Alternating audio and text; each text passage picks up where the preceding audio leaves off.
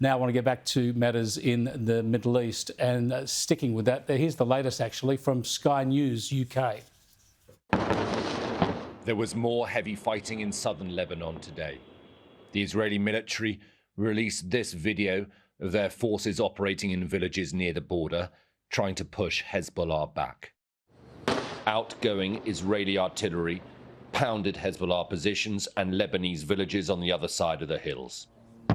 Hezbollah fired back into Israel. Sirens in nearby towns sounded throughout the day. 8 Israeli soldiers have already been killed in the Lebanon invasion, according to the IDF. The funeral for one was held today. In the Iranian parliament today, politicians chanted "Death to America." The Iranian regime has said that its attack has ended for now and warned Israel not to retaliate. Let's bring in Peter Jennings from Strategic Analysis Australia, joining us live from Canberra. Good to talk to you again, Peter. The whole world is awaiting Israel's response, retaliation against Iran.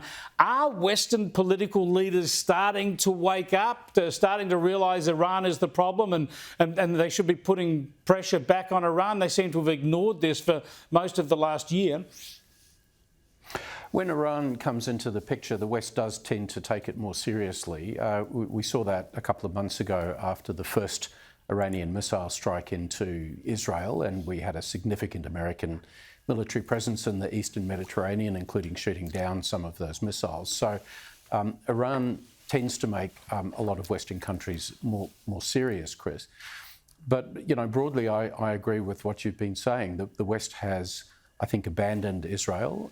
In Australia, we're following a fantasy foreign policy, which feels more like it's being generated by some sort of second-tier university student representative council rather than by a foreign minister.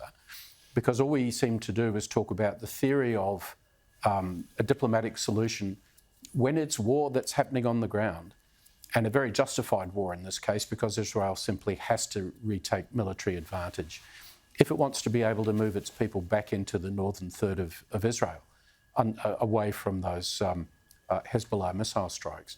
So I think we're going to see conflict for some considerable months to come, whether the West likes it or not, whether this suits Labor governments in the Western countries, because Israel knows that it has to look after its own security.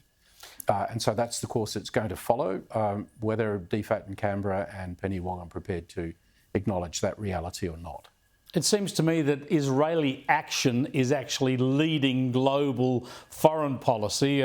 For instance, as I mentioned, you had world leaders, including Australia, calling for a ceasefire, and then a couple of days later, Israel manages to take out Hassan Nasrallah, and then you have the US and everybody else welcoming the fact that Israel's been able to take out the Hezbollah leader, something that wouldn't have happened if they'd taken the ceasefire advice the international community was calling for.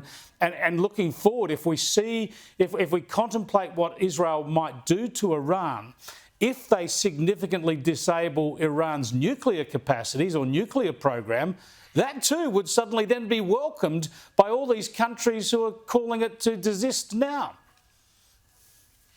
Yes, if the reports are correct that Iran is a couple of months away from acquiring a nuclear weapon, we're all going to need Israel much more than we think we do right now, because Israel has the intelligence picture on Iran and the military capability to deter Iran from nuclear adventurism in the Middle East in a way that no other country can, including the United States. So Israel is, frankly, looking after the interests of the established democracies, even at the same time as the political rhetoric runs against the Netanyahu government. And it's a shame our own governments aren't a little bit more intellectually courageous to understand the strategic picture and to provide the support where it's really genuinely deserved, Chris. Exactly. Well said, Peter. Thanks very much for joining us again.